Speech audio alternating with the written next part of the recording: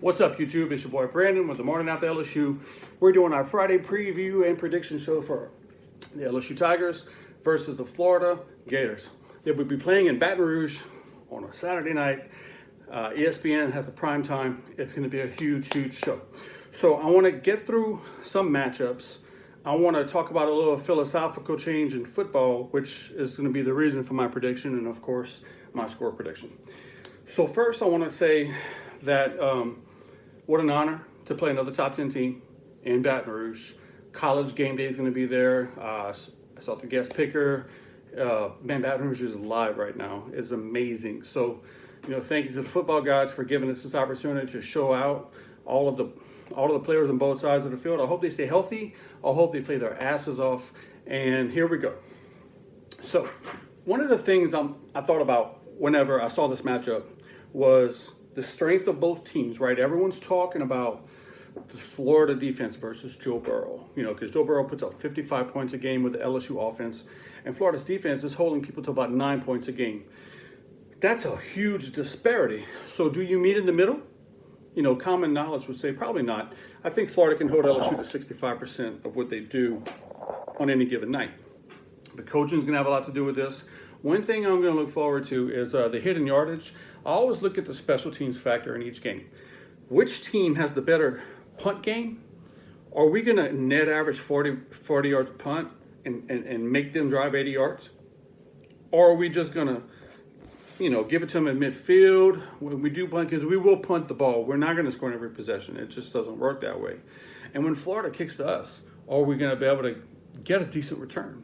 Or are they going to pin us back and make us drive the length of the field and put the strength of their team on display? So it's going to be interesting to see how this works.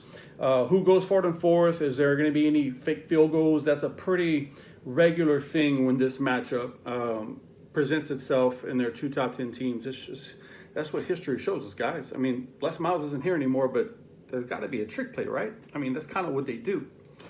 We'll see. Now, instead of LSU offense versus the Florida defense, I'm thinking this. I'm thinking you got a quarterback in Kyle Trask who's got he's got a sprained MCL. So it's a sprained knee. Maybe mild.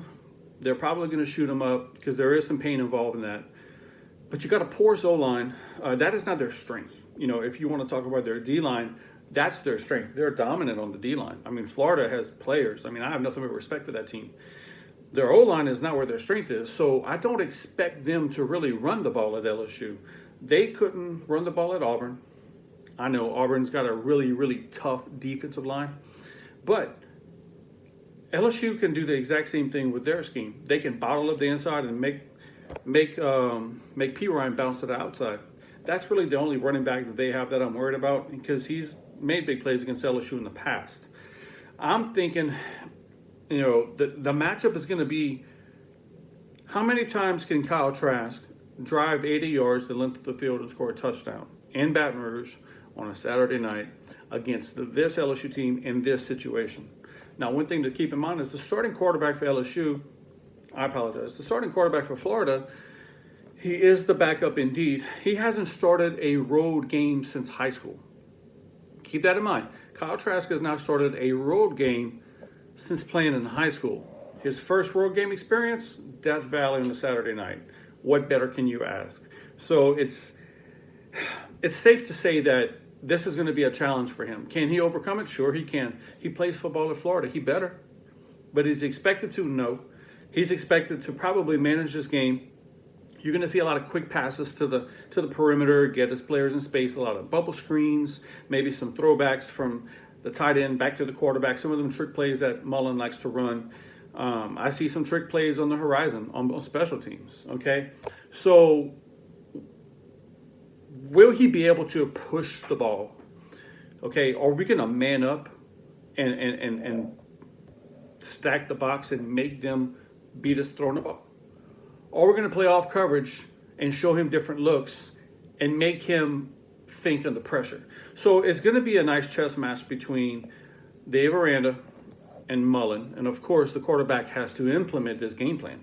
So in the past couple of years, Mullen has gotten the best of LSU. I want to say 2 out of the last 3 they've won. So you got to respect them, right? I don't care who's playing quarterback.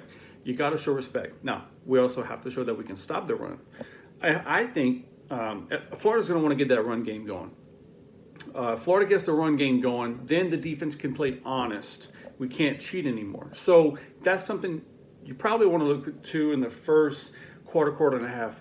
Are they going to try to enforce the run and impose their will against LSU? And likewise, is LSU's defense going to stand up? Is Patrick Queen going to stand up? Is Jacob Phillips going to stand up?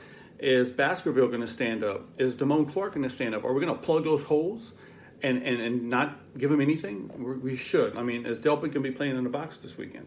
So all these players, these personal packages that we have, even if we play nickel all game and invite them to run the ball, let's see what happens. That's the matchup I'm really looking forward to, because everyone's going to be talking about strength on strength. Okay, right, the LSU offense, 55 points a game. The Florida defense, 9 points a game. What's going to happen? Okay, so here's my philosophical take on football, which leads me into my prediction. In today's football, college or pro, high school level 2, you can't win games on defense anymore, because the game is designed and officiated and enforced to benefit the offense. Okay, you can't knock people the way Ray Lewis used to, or Ronnie Lott used to, coming across the field. You can't do that anymore. They throw flags on everything. So this game is designed for teams to score points. So what did Alabama do last year and the year before? What did LSU start doing this year? Same thing Ohio State does. The same thing Oklahoma does. You outscore your opponent. You still got great players on defense, but your main focus is not to lock them down. You play bend but not break. You will give up some yardage between the 20s, and you make them kick field goals, not touchdowns. And you score touchdowns. You push the issue. And what the LSU offense does, they put pressure on the other team's quarterback to keep up, because the LSU offense has been so good. And I don't care who they played, they still played. Okay, now, so philosophically, Florida is not going to shut down LSU's offense. The game isn't designed to happen that way. Well, some of you are going to say, well, look what happened with Auburn and Florida. Well, Auburn and Florida was ugly. Both those teams' quarterbacks played bad. That was some bad, inept offense on both sides, because Auburn is a one-trick pony. They want to run to the perimeter. Okay, they want to bend that line of scrimmage. They want to get to the edge. You contain that, they have no answer. Bo Nix is not an efficient quarterback yet. He's a freshman. Next year, it may be a different story. Right now, they're not a good passing team, so they're one-dimensional, right? Florida can run the ball, but not good. They could probably get you 3 yards a carry, just enough to keep you honest, but they're not going to break one. The way P. Ryan broke one against Auburn, that was 2 missed tackles, and shame on Auburn for that. They should have wrapped them up at the line of scrimmage. You can't expect big plays like that with Auburn or Florida, which gets me back to my point. Their defenses are good, but not good enough to shut down an elite offense. That's just not the way the game's played today. I can see, maybe Florida on their best night on the road having their best game of their life and causing a turnover and holding LSU to 38 or 35, or maybe even 28.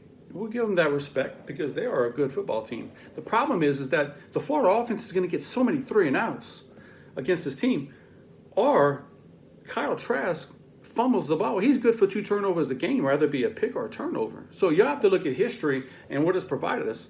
Some people say, well, who did LSU play? Well, who did Florida play? I mean, you name me a quarterback that Florida played against that's going to get drafted into the NFL? Probably nobody. So is Florida's defensive stats a little inflated? I would say so, a little bit. Let's be honest on both sides. Some people say that LSU's offensive stats are a bit inflated. Maybe. But the test starts this weekend. So I'm going to give all the respect to Florida. They are an outstanding program. They are a top 10 team. They've earned it. Are they a complete team? Not even close. No, guys, not even close. Are they a solid team? Yes. So which brings me into my score. Philosophically, offense rules the day in today's football. So we're looking at this. All week long, I've been thinking about this. What's going to happen? I'm going to give you a name on both teams to look forward to and a score. On Florida, look for number 5, their quarterback, the third-string quarterback. I forgot his name, but he is a running quarterback.